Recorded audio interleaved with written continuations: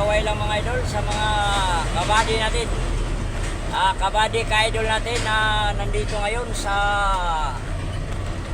pila palabas ng MIP. Ayan mga idol, ayan na bird 6 na mga idol ang pila. Pila papasok, pila palabas. Buti lang sa amin kanina mga idol ang chassis kaya walang pila. Ang empty talaga mga idol, grabe. Traffic talaga ang empty ngayon.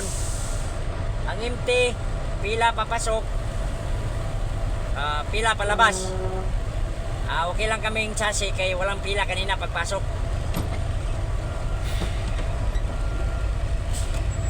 Ayan, malapit na kasing December mga idol kaya ganito na naman. Buhos na naman ang biyahe kasi mga idol, maraming biyahe kaya traffic, daming truck.